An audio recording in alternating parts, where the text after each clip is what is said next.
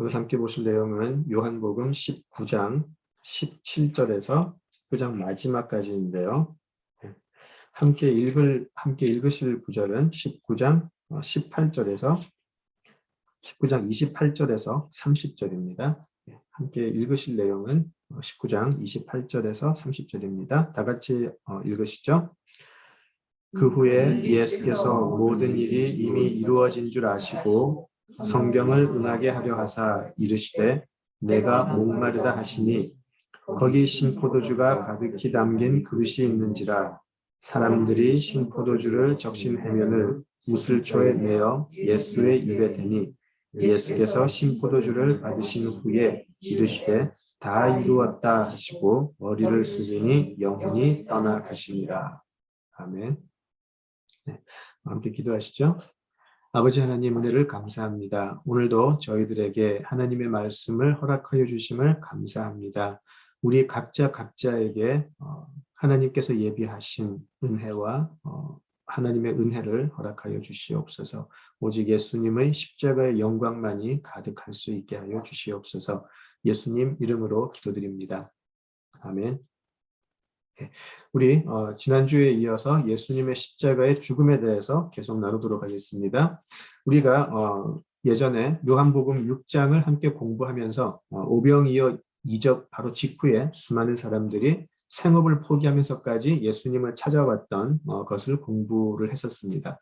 자, 그런데 기억을 하시면 오병이어 이적 이후에 예수님을 찾아왔던 그 많은 사람들에게 예수님께서 6장 53절에서 이렇게 말씀하시죠. 인자의 살을 먹지 않고 또 인자의 피를 마시지 않으면 너희 속에 생명이 없다. 그렇게 말씀을 하셨죠. 자, 그렇게 말씀을 하시니까 제자 중에 아주 많은 사람들이 예수님을 떠나가 버리고 다시는 함께하지 않았다라고 했던 것을 우리가 기억을 합니다. 그들은 예수님께 배불리 먹을 것을 바라면서 찾아왔지만 예수님은 그들에게 배불리 먹을 세상의 양식이 아니고 영원히 먹을 생명의 양식을 주시기 때문이죠. 자, 이 말씀을 하셨던 그리고 이 오병이어 이적이 있었던 그때 시간적인 배경이 6월절이었어요. 그래서 요한이 굳이 그것이 6월절에 일어났었음을 알렸던 이유는 바로 예수님의 살, 예수님의 피가 6월절과 밀접한 관계가 있음을 알려주고 싶어 했던 것이죠. 자, 이제 오늘 우리가 보는 이 십자가의 이 순환 그리고 십자가의 죽음 역시 6월절을 배경으로 하고 있어요. 6월절 때 이 일이 일어났던 것이죠.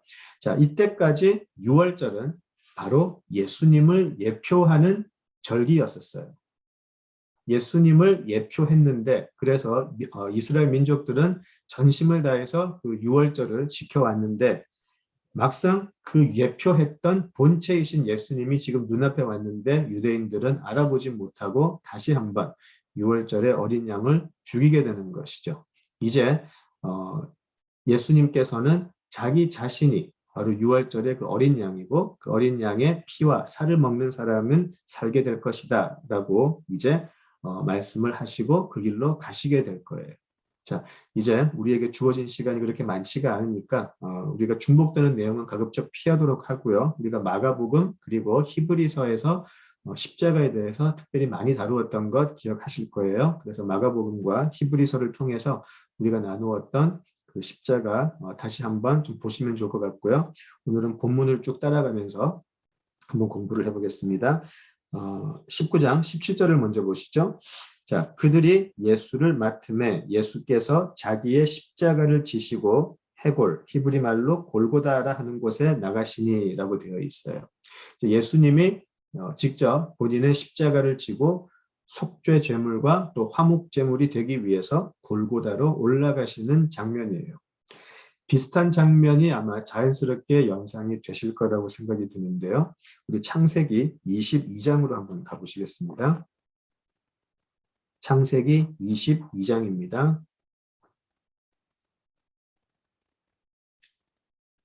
창세기 22장, 우리 2절을 볼까요? 창세기 22장 2절입니다. 여호와께서 이르시되 내 아들 내 사랑하는 독자 이삭을 데리고 모리아 땅으로 가서 내가 내게 일러준 한 산 거기서 그를 번제로 드리라. 그렇게 말씀을 하세요. 하나님께서는 아브라함에게 너의 아들 네가 사랑하는 독자 이삭을 번제로 드리라고 말씀하셨어요. 그죠? 자, 그리고 오늘은 이제 네 아들 네가 사랑하는 독자 이삭이 아니고 내 아들 내가 사랑하는 나의 독자 예수를 이제 번제로 바치게 될 것이다. 그렇게 말씀을 하시는 부분이에요. 하나님의 아들, 하나님께서 사랑하시는 독생자 예수가 이제 십자가에 달려 죽는 것이죠. 그 예수님이 자기의 십자가를 지고 가세요. 그 창세기 22장 6절에서 9절을 이렇게 한번 보실까요? 6절 아브라함이 이에 번제나무를 가져다가 그의 아들 이삭에게 지우고 자기는 불과 칼을 손에 들고 두 사람이 동행하더니 이삭이 그 아버지 아브라함에게 말하여 이르되 내 아버지여 하니 그가 이르되 내 아들아 내가 여기 있노라. 이삭이 이르되 불과 나무는 있거니와 번제할 어린 양은 어디 있나이까. 아브라함이 이르되 내 아들아 번제할 어린 양은 하나님이 자기를 위하여 친히 준비하시리라 하고 두 사람이 함께 나아가서 하나님이 그에게 일러주신 곳에 이른지라. 이에 아브라함이 그곳에 제단을 쌓고 나무를 버려놓고 그의 아들 이삭을 결박하여 제단 나무 위에 놓고 이렇게 되어 있어요. 오늘 예수님의 모습과 아주 흡사하죠. 그렇죠? 아브라함이 아들 이삭에게 번제나무를 지웠다라고 되어 있어요. 그래서 이삭은 번제나무를 자기가 스스로 지고 가요. 자기가 결박당해서 죽어야 할 그 나무를 자기가 지고 가고요. 그리고 그 번제나무에 자신이 번제할 어린 양이 되어서 이제 결박되는 것이죠. 그렇죠? 그래서 예수님의 모습과 아주 비슷해요. 스스로 십자가를 지고 스스로 그 어린 양 제물이 되기 위해서 십자가 나무에 달리게 되는 것이죠. 무엇이 다른가요? 이삭은 죽임을 면했어요. 아브라함이 22장 8절에서 이야기했듯이 하나님께서 친히 준비하신 어린 양이 있다라고 이야기를 하는데요. 이삭이 아니었어요. 창세기, 성경 맨 앞부분에서 이야기했던 하나님께서 친히 준비하셨던 어린 양은 바로 그의 아들, 그의 독생자 예수였고요. 이제 하나님께서 친히 준비하신 어린 양이 자기가 지고 간 그 나무에 이제 달려서 죽게 되는 거죠. 자, 창세기부터 시작된 십자가의 구속의 사역이 이제 절정에 다다르고 있는 거예요. 자, 이제 본문 18절을 다시 돌아가 보실까요? 18절은 우리가 너무나 잘 아는 두 강도 이야기죠. 그들이 거기서 예수를 십자가에 못 박을새 다른 두 사람도 그와 함께 좌우편에 못 박으니 예수는 가운데 있더라라고 되어 있어요. 자, 요한은 이 두 사람에 대해서 별 이야기는 하질 않아요. 다만 어떤 이야기를 했죠?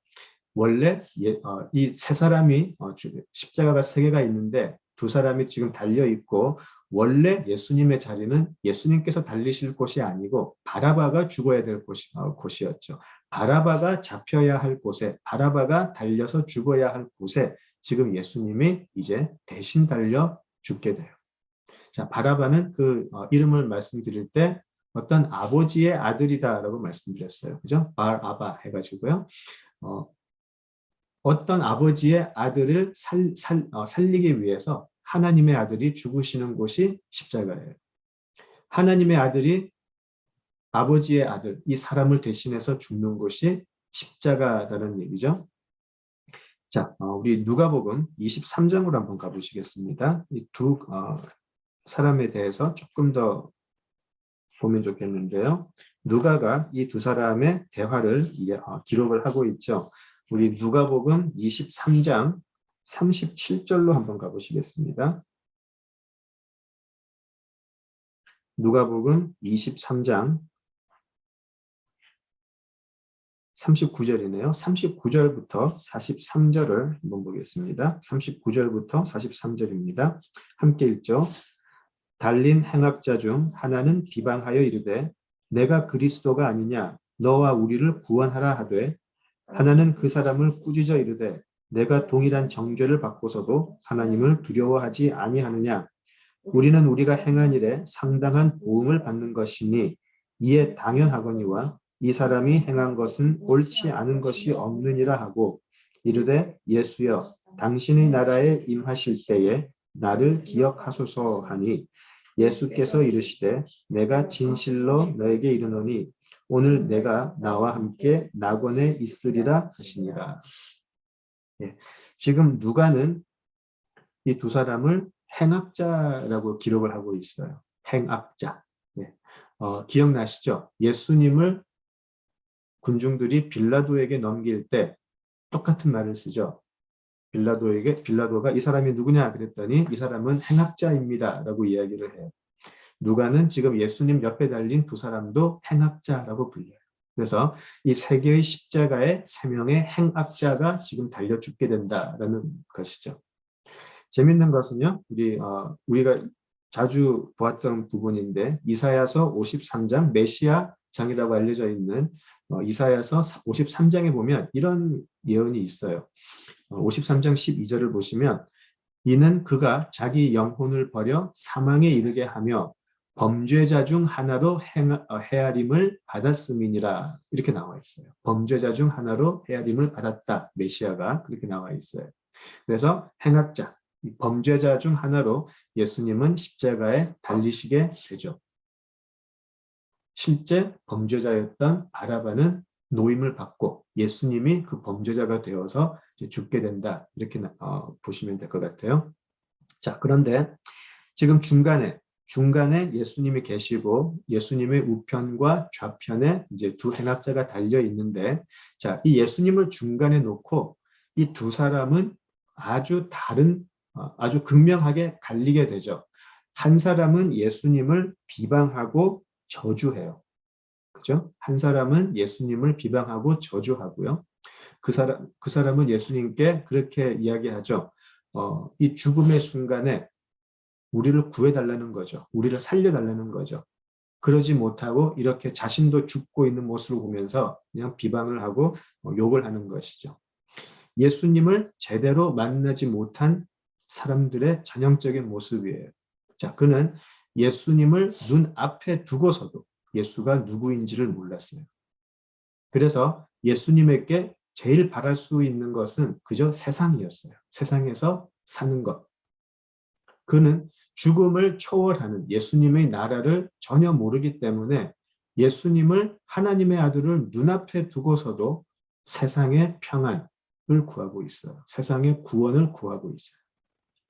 자, 그런데 또 다른 사람은 예수님을 중간에 놓고 다른 반응을 보여요. 이 사람은 예수님을 알아보았어요. 하나님의 아들을 알아보았어요. 그가 바라는 것은 예수님에게 바라는 것은 세상이 아니었어요. 그가 바라는 것은 무엇이죠? 당신의 나라에 임하실 때에 나를 기억해 달라는 것이었어요. 두 사람의 공통점은 이런 거죠. 둘 다 행악자였어요. 두 사람의 공통점은 둘 다 행악자였고요. 그리고 이제 둘 다 십자가에서 비참한 죽음을 앞두고 있다라는 것이었어요. 그것이 그들의 공통점이었어요. 그리고 또 하나의 공통점이 있었어요. 그들은 지금 둘 다 예수님을 보고 있다라는 것이죠. 이 공통점이 또 차이점을 만들어내요. 둘 다 예수님을 보고는 있는데 한 사람에게는 영안이 열려버렸고요. 한 사람은 여전히 육신의 눈으로만 예수님을 보고 있어요. 영안이 열린 행악자는 이제 예수님을 더 이상 육신의 사람으로 보고 있지 않아요. 그래서 영안이 열린 이 행악자는 예수님에게 다른 것을 근거하죠. 영안이 열린 이 행악자는 예수님에게 세상에서 더 오래 살 수 있음을 구하지 않아요. 어차피 죽는 것은 사람에게 정해진 것이죠. 그 사람에게 예수라는 하나님의 아들을 본 순간 세상에서 좀 더 오래 사는 것은 문제가 되지 않았어요. 그 사람은 어차피 피할 수 없는 한 번의 죽음이 문제가 아니라 그 사람이 정말 예수님께 구했던 것은 이것이죠. 내가 저분에게 기억이 되고 저분이 나를 불러주셔야 되겠다. 오직 그것만 그 사람은 말했어요. 나를 기억해 주세요. 나를 불러주셔서 나도 당신의 나라의 백성이 되게 해주세요. 그것이 영안이 열린 사람의 간청이었죠. 자, 그렇지 않은, 예수는 보고 있지만 예수가 누군지 몰랐던 사람은 예수님에게 항의하고, 나를 왜 살려주지 않느냐고 항의하고 저주하죠. 그에게는 세상을 뛰어넘는 눈은 열리지 않았기 때문이죠. 그에게는 예수가 누군지도 보이지 않고, 그렇기 때문에 예수의 나라가 무엇인지도 도저히 알 수가 없어요. 여기서 우리가 요즘 우리의 모습과 현대 교회 모습을 한번 생각해 보면 좋겠어요. 그리고 그리스도인이라고 자처하는 여러 그리스도인들의, 여러 교인들의 모습을 한번 생각을 해보면 좋겠습니다. 교회가 그저 세상의 만족을 가져다 주고 세상에서 원하는 것을 이루는 곳으로 전락한 지는 아주 오래되었어요. 소원 성취하는 곳으로 전락해 버렸어요. 세상에서 원하는 것을 예수님께 달라고 하고요. 무슨 기도를 해도 반드시 자기가 원하는 것을 받아내고야만은 그런 기도 제목들이 생겨버렸어요. 그것은 오직 세상에서 내가 잘 살게 해달라는 것이죠. 지금 예수님의 옆에 있는 이 명안이 열리지 않은 행악자와 똑같은 모습이에요. 예수를 눈으로는 보지만 예수님이 누구신지는 정확하게는 볼 수 없는 사람이죠. 그들은 신앙의 열심을, 그들의 열심을, 그 대가를 반드시 이 세상에서 찾으려고 해요. 왜냐하면 그 사람들에게는 하나님의 나라는 원래는 없기 때문이에요. 그들이 하는 모든 신앙의 열심의 대가는 이 세상에서 반드시 찾으려고 그래요. 반드시 받아내려고 그래요. 그 사람들에게 예수의 나라는 그냥 관념적인 것이고 그저 사람들이 만들어낸 막연한 것에 불과하기 때문이죠. 예수님을 진정으로 만난 사람, 예수가 누구인지를 정확하게 본 사람은 그러지 않아요. 세상에서 이런 것 저런 것 요구하면서 하나님께 대들지 않죠. 그들이 바라는 것은 무엇일까요? 바로 지금 십자가에 달린 이 사람의 고백과 같아요. 주님, 주님의 나라에서 저를 기억해 주세요.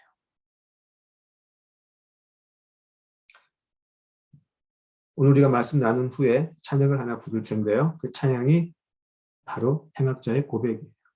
인내하심 구세주여, 죄인 오라 하실 때에 날 부르소서. 죄인 오라 하실 때에 날 부르소서. 바로 이것이 참으로 예수를 만난 사람들의 고백이죠. 그들의 기도이기도 하고요. 예수님이 힘이 있는 줄 알겠으니까, 인정할 테니까, 그런 능력이 있는 줄 인정할 테니까 나를 좀 세상에서 좀 잘 살게 해달라고요 라고 하는 그런 것들은 믿음이 아니죠. 요즘 주변에서 이런 사람들이 자꾸 눈에 보여서 정말 괴로워요. 저도 따라갈까. 십자가 없는 믿음, 십자가 없는 교회들 우리 많이 보아왔죠. 나는 이 십자가에 달려서 죽는 것이 너무나 당연한 행악자입니다. 당연합니다.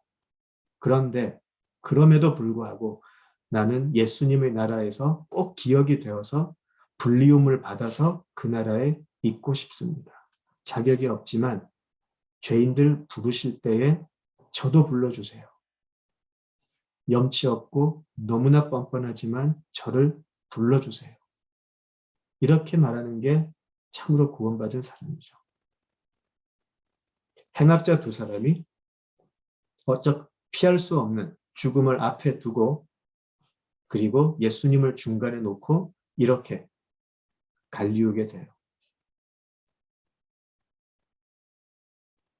19장 19절로 가보시겠습니다. 요한복음 본문 요한복음 19장 19절에서 22절을 계속 보겠는데요.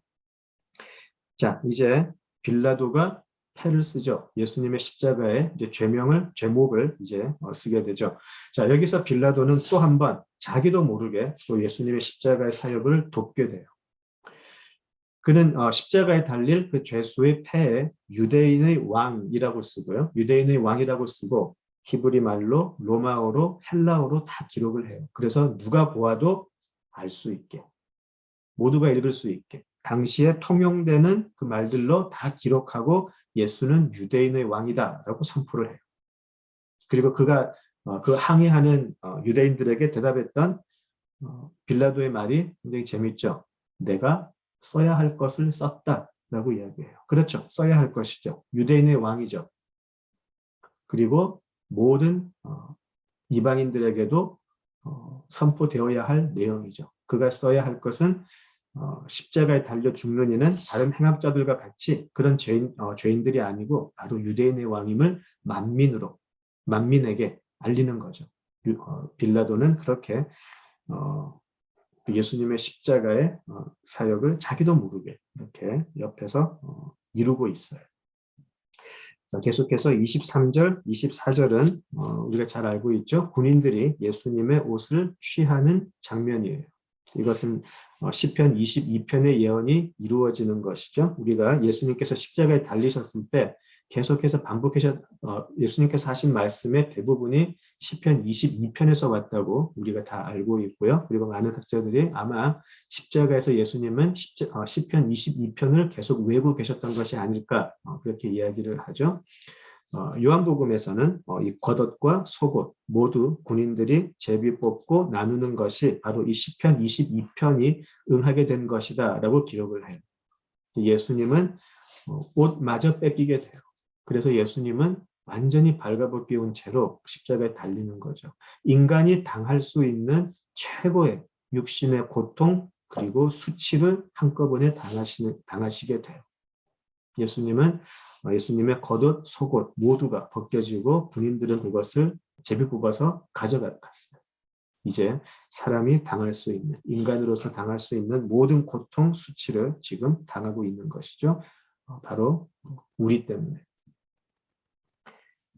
자, 그리고 이제 25절에서 27절은 예수님께서 십자가에서 이제 마지막으로 요한복음에서는 마지막으로 보이시는 모습인데요.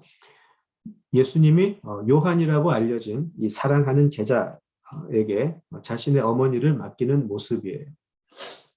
우리 기독교 역사를 보시면 우리 사도 요한은 죽을 때까지 이 마리아를 모시고 다닌 것으로 우리가 알고 있죠. 자신을 믿고 예수님께서 자신을 믿고 자신의 어머니를 맡겼다라는 것은 요한에게는 너무나 큰 의미 또 영광으로 다가오지 않았을까 싶어요. 한 가지 여기서 좀 생각을 해볼 수 있는 것은 예수님께서는 분명히 다른 형제 자매들이 있었어요. 그죠? 자신이 장남이었지만 분명히 형제 자매들이 있었어요. 그래서 자신이 죽고 나면 다른 형제 자매에게 자신의 어머니를 부탁하는 것이 맞죠. 근데 왜 예수님께서는 제자에게 마리아를 자기 어머니를 맡겼을까라고 하는 질문이 나올 수밖에 없어요. 이 부분을 가지고 많은 분들이 이제 예수님의 그 사람으로서의 어떤 효심에 대해서 많이 이야기를 하시는데, 물론 그런 의미가 있겠죠. 그런데 이 부분을 잘 보시려면 사실은 28절을 좀 보셔야 돼요. 28절을 보시면 그 후에 예수께서 모든 일이 이미 이루어진 줄 아시고라고 되어 있어요. 이게 재미있는 부분이에요. 왜냐하면 예수님께서 어머니를 자기 형제자매가 아닌 제자에게 맡겼다는 것이 예수님이 이루려고 하시는 일 중에 포함되었다라는 얘기예요. 단지 예수님이 어떤 한 사람의 아들로서 효심을 보였다는 것은 너무나 좀 그냥 사람의 어떤 그 도덕적인 해석인 것 같아요. 왜 굳이 요한은 지금 여기서 이것 후에 모든 일이 이루어졌다라고 이야기를 할까요? 지금 예수님께서 마리아를 요한에게 맡기신 것도 십자가 사역의 일부였다라는 말씀이죠. 무슨 의미일까요? 왜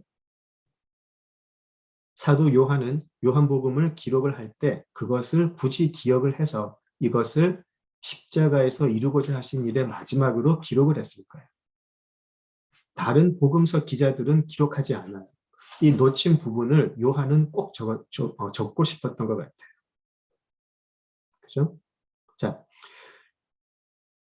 마리아와 이 제자는 이제 새로운 모자지간으로 탄생하게 되는데 그것은 교회를 의미하죠. 새로운 교회, 새로운 공동체가 지금 생겨나고 있어요.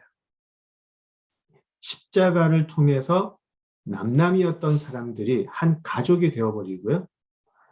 그것이 바로 십자가 사역의 완성이라는 거예요.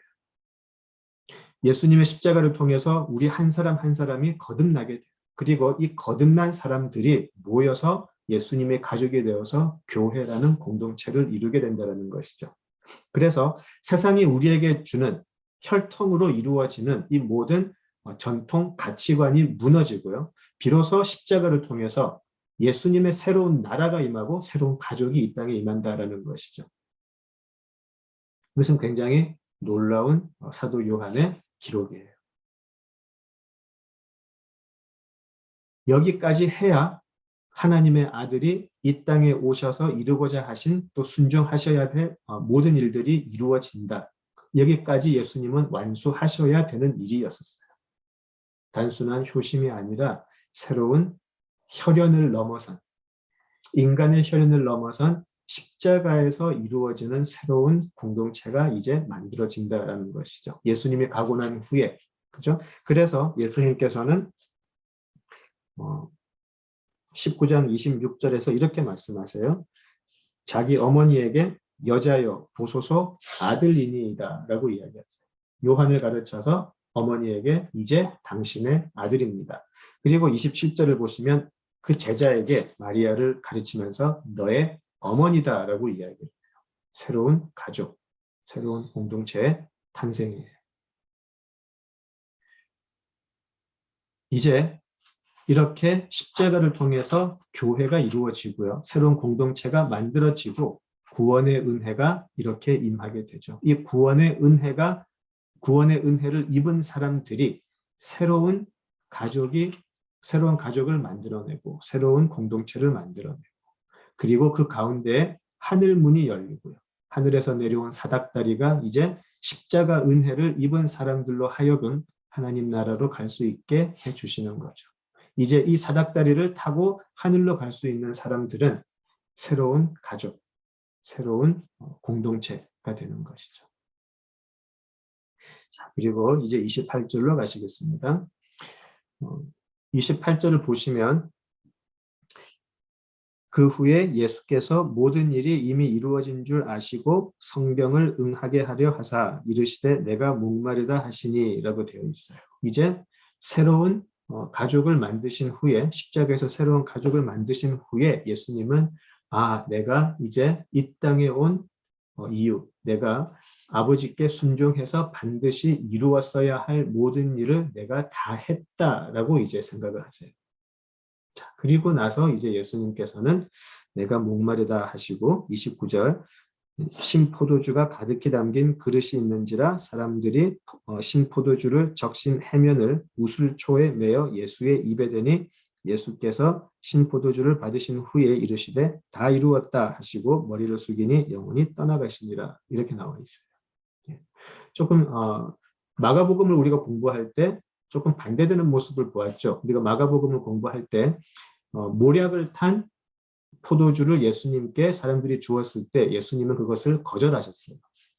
모략을 탄 포도주는 일종의 마취제라고 그때 했었죠. 모략을 탄 포도주는 그 십자가 고통이 너무 심하기 때문에 마취를 시켜서 마취가 아니고 마약 성분이 있던 것이죠. 마약 성분이 있어서 조금이라도 좀 진통의 효과를 주고자 했던 것이죠. 너무 고통스러우니까 이 마약 성분이 있는 이 모략을 탄 포도주를 주었는데 그런데 예수님은 그때는 거절하셨어요.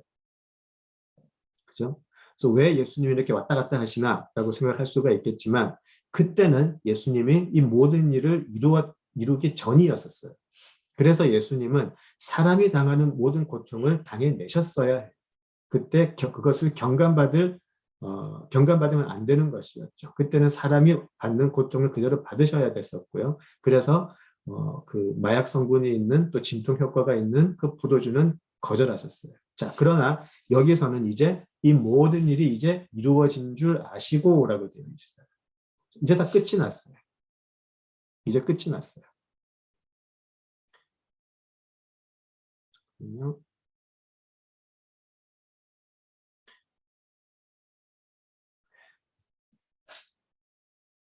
지금 예수님께서는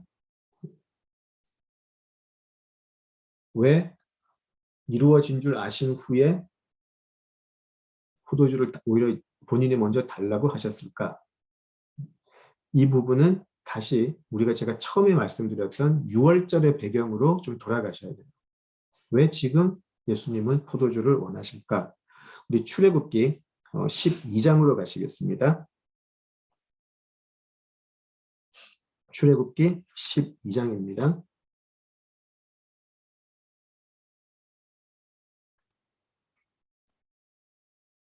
출애굽기 12장 21절로 가시죠. 출애굽기 12장 21절에서 23절 우리 함께 읽으시죠. 모세가 이스라엘 모든 장로를 불러서 그들에게 이르되 너희는 나가서 너희의 가족대로 어린 양을 택하여 6월절 양으로 잡고 우슬초 묶음을 가져다가 그릇에 담은 피에 적셔서 그 피를 문 인방과 좌우 설주에 뿌리고 아침까지 한 사람도 자기 집 문 밖에 나가지 말라.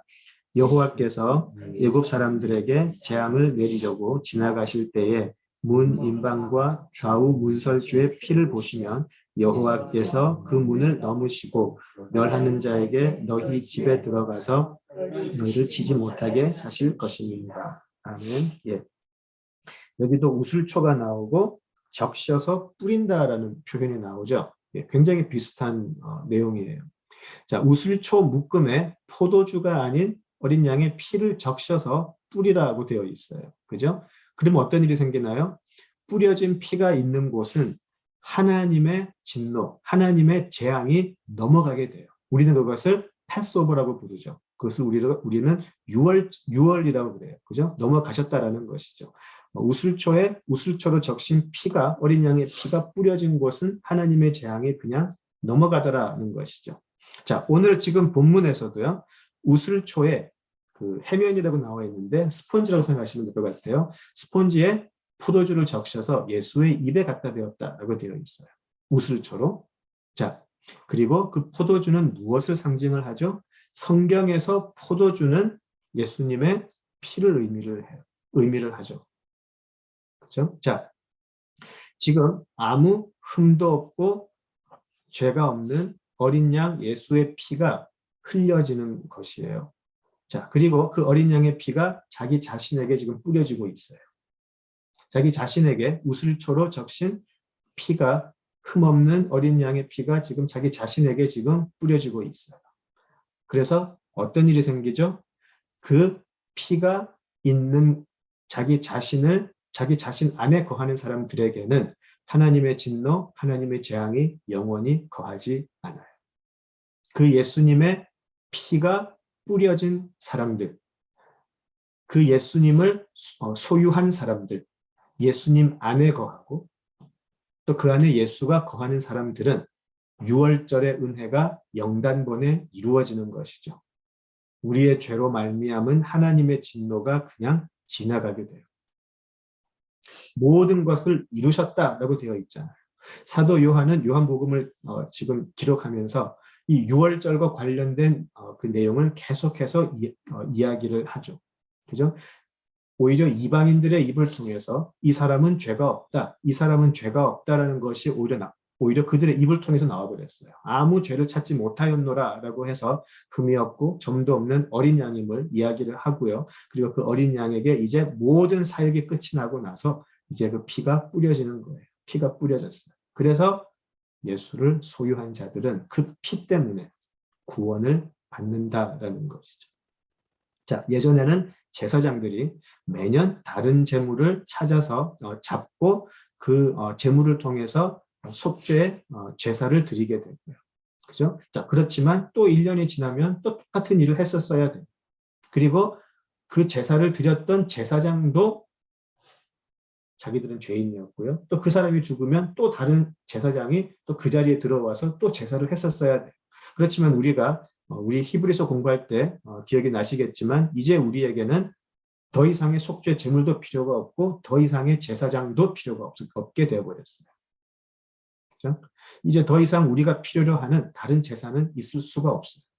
만약에 더 필요하다고 한다면 그 사람은 예수의 하나님의 아들 되심과 구주 되심을 부인하는 자들이에요.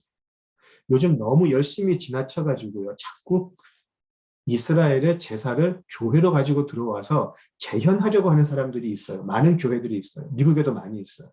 그 사람들 정말 조심해야 돼요. 예수의 피와 십자가를 정면으로 부정하고 있다는 것을 그들이 알아야 돼요. 너무나 무서운 잘못을 지금 그 사람들은 저지르고 있어요. 더 이상의 제사는 없어요. 있을 수가 없어요. 오직 예수의 제물로 충분해요. 한 번으로 충분하죠. 자, 모든 구약의 예언이 이제 성취된 것을 보셨어요. 그래서 요한복음 19장 28절에 모든 일이 이미 이루어진 줄 아시고, 그리고 30절 다 이루었다. 예. 여기로 모든 우리들의 삶, 우리들의 인간의 역사가 달려왔던 것이에요. 하나님의 구원의 역사가 바로 여기서 이루어지게 되는 것이죠. 예수님께서 다 이루었다라고 하세요. 무슨 말이죠? 남이 주도하는 일에 예수님이 따라간 게 아니고 이 모든 일을 예수께서 주관하신 것이에요. 주도권이 예수에게 있다는 것이죠. 이제 다 끝났다가 아니고 내가 다 이루었다예요. 그죠? 너무나 큰 차이점이죠. 예수님은 율법과 선지자들이 예언했던 모든 하나님의 구원의 사역을 완벽하게 본인이 이루어 내셨어요. 그리고 부족함이 없게 종결시켜 버리세요. 십자가의 주권은 빌라도에게 있는 것도 아니고 군중들에게 있는 것도 아니고 대제사장들에게 있는 것도 아니었어요. 사탄에게 있는 것도 아니었어요. 오직 하나님의 아들이 스스로 어린 양이 되어서 피 흘리고 완벽한 제물이 되심으로 죽음의 길로 가심으로 십자가는 완성되었어요. 이제 육신으로 오신 인자가 더 할 일이 없어요. 모든 것을 하셨기 때문에. 본인이 다 이루셨기 때문에. 완벽하게 순종하셨기 때문에. 그래서 요한은 이렇게 기록을 해요. 예수님이 죽으실 때 어떻게 표현을 하죠? 영혼이 떠나셨다라고 표현을 해요. 더 이상 이제 예수님은 육신에 갇혀 있을 필요가 없어요. 더 이상 육신에 갇혀 있을 필요가 없게 되었어요. 육신으로 오셔서 하고자 하셨던 모든 일을 하셨기 때문에 더 이상 육신에 갇혀 있을 필요가 없죠. 그래서 자신의 원래의 자리로 돌아가시게 돼요. 그것이 영혼이 떠나셨다라고 기록이 되고 있는 것이죠. 자, 그 후에 이제 31절에서 37절을 한번 또 보시겠습니다. 우리가 잘 아는 예수님의 죽음 직후의 모습이에요. 6월절을 앞두고 유대인들은 십자가의 죄인들이 계속 달려있는 것을 보고 싶지 않았던 것 같아요. 기록을 보면 십자가에 달린 상태로 사람들이 바로 죽는 게 아니고 굉장히 오랜 기간을 다 살았다고 그래요. 어떤 사람은 피를 너무 많이 흘려서 죽기도 하고요. 그래서 그게 어떤 사람은 뭐 하루 이틀에 죽기도 하지만 뭐 열흘 정도까지 살아있는 사람들도 실제로 있었다고 그러죠. 자, 그래서 내일이 6월절이니까 이제 죄수들이 이렇게 나무에 걸려 있는 게 보기 싫으니까 빨리 죽이려고 한 것이죠. 빨리 죽이려고 하는데 다리뼈를 이제 쇠망치 같은 것으로 때려가지고 다리뼈를 부러뜨려서 이렇게 몸이 달린 상태에서 앞으로 축 처지게 되면 그것이 이제 가슴을 질식하게 되니까 이제 그렇게 죽이려고 한 것이죠. 실제로 그렇게 다 죽었다고 그래요. 자, 그런데 이제 33절을 보시면 다른 사람들의 다리를 꺾어서 죽게 했는데 예수께 이르러서는 이미 죽으신 것을 보고 다리를 꺾지 아니하고라고 되어 있어요. 그죠? 자, 다리를 꺾을 필요는 없었고 이제 옆구리를 찔러서 물과 피가 나왔다라고 되어 있죠. 34절에. 자, 여기에 관한 것도 왜 굳이 이렇게 기록을 했을까라는 것을 보면 이것 역시 구약의 성취이기 때문이죠. 구약에서는 사실 여기에 관한 언급이 꽤 나와 있어요. 실제로 우리가 가장 잘 아는 것은 시편 34편 19절 20절에 나와 있는데요. 의인은 고난이 많으나 여호와께서 그 모든 고난에서 건지시는도다. 그 모든 뼈를 보호하시며 그 중에 하나도 꺾이지 아니하도다라고 되어 있어요. 이것도 사도 요한은 36절에서 그 뼈가 하나도 꺾이지 아니하리라 한 성경을 응하게 하려 함이라라고 돼 가지고요. 이것 역시 뼈가 꺾이지 않는 것이 바로 예수님이 하나님께서 보내신 그 메시아가 맞다라는 것을 증명하는 것이죠. 또 시편뿐만이 아니고 우리 출애굽기 또 보시면 출애굽기 12장 46절을 보시면 이런 표현, 이런 거 있어요. 이것이 이제 그 유월절 전에 지시하는 것이죠. 지시하는 데서 이제 출애굽기 12장 46절에 이렇게 이야기를 해요. 자, 이제 다 그 한 집에서 먹되 고기를 조금도 집 밖으로 내지 말고 뼈도 꺾지 말라라고 되어 있어요. 왜 굳이 뼈를 꺾지 말라 그랬을까? 어린 양의 뼈는 꺾지 말라라고 이야기를 해요. 그리고 또 민수기 9장 12절을 보시면 민수기 9장 12절을 보시면 또 똑같은 내용이 있어요. 아침까지 그것을 조금도 남겨두지 말고 그 뼈를 하나도 꺾지 말아서 유월절 모든 율례대로 지킬 것이니라 라고 되어 있어요. 그래서 유월절을 기념할 때에 굉장히 중요한 지시사항이에요. 뼈를 하나도 꺾지 않는 것. 그래서 유월절과 관련해서 어린 양의 그 뼈가 꺾여서는 안 되는 이유가 여기에 있어요. 그리고 사도 요한은 그것이 성경의 응함이었다. 바로 유월절의 어린 양이 예표하는 본체이신 예수 그리스도이시다라는 것을 보여주는 것이죠. 그래서 예수님이 바로 이 뼈가 꺾이지 않으므로 또 하나님께서 그 어린 양의 죽음을 받으시고 진노를 거두시게 된다. 예수가 완벽한 속죄 제물이었다라고 이야기하는 것이죠. 자, 그래서 예수님은 이렇게 아무 죄 없는 하나님의 아들이 우리를 대신해서 드려지는 영원한 속죄 제물로 스스로 바치게 돼요. 이것이 십자가 구속이고요. 그래서 이 십자가 없는 신앙은 절대로 있을 수가 없어요. 흠도 없고 점도 없는 하나님의 아들, 하나님이 사랑하시는 독생자가 우리를 위해서 영원한 속죄 제물이 되어 주셨다. 예. 이 십자가 구속이 없는 신앙은 절대로 있을 수가 없어요. 어린 양의 피가 뿌려진 곳에만 하나님의 진노는 거두어지기 때문에 그런 것이죠. 어린 양을 만나서 믿음으로 그 어린 양을 영접하고 그 안에 거하는 사람들만이, 그래서 그 어린 양의 피뿌림을 받은 사람들만이 하나님의 진노가 아닌 은혜를 받는 사람들이에요. 이 십자가 없이 교회 그냥 나와서 하나님께 이거 해주세요, 저거 해주세요 한 사람들, 그 교회라는 단체의 교인일 수는 있지만 절대로 그들은 그리스도인은 될 수가 없어요. 십자가의 믿음은 없기 때문에. 십자가가 있어야 하나님의 재앙이 건너가세요. 패스오버 하세요. 그 십자가 없으면 그들은 하나님의 진노를 피할 수가 없어요. 그런데 이 십자가 없이 세상의 자랑이나 세상의 평안만을 소망하며 살아가는 행악자들이 지금도 자신들을 그리스도인이라고 자처하면서 살아가고 있어요. 화나지 않으세요? 십자가 없는 교회들이 세상의 번영을 약속하면서 부와 명성을 자랑하지만 하나님의 진노와 심판은 반드시 어린 양의 보혈이 뿌려진 곳만 피해가세요. 그렇지 않은 곳은 반드시 재앙으로 다스린다는 것이 성경의 경고이기도 하고, 물과 피가 쏟아짐으로 해서 이제 예수님의 모든 생명이 부어졌습니다. 물과 피가 다 쏟아짐으로 해서 이제 모든 생명은 쏟아져 버렸어요. 바로 우리 때문에. 그 생명의 피가 몸에서 다 나와서 쏟아져 버렸어요. 우리는 그 피로 말미암아 새로운 생명, 예수님의 생명이 버려짐으로 해서 우리는 새 생명을 얻게 되었어요. 우리는 그것을 구원이라고 부르죠. 십자가의 이야기는 아무리 해도 늘 새롭죠. 늘 깊고요. 우리는 그 십자가의 은혜 다 알지 못할 것 같아요. 참으로 신비하기도 하고 놀랍고 참으로 깊고요. 우리가 십자가를 너무나 쉽게 이야기하고 또 너무나 당연하게 생각을 해요. 그러나 우리 평생에 십자가를 제대로 헤아리지는 못할 것 같아요. 십자가 없는 복음이 우리를 속이는 시대를 살고 있어요. 십자가만이 우리를 대속하고 하나님께로 인도하죠. 그 십자가와 예수의 보혈 없이 우리는 절대 거룩하신 하나님의 공의의 심판을 피할 수 없어요.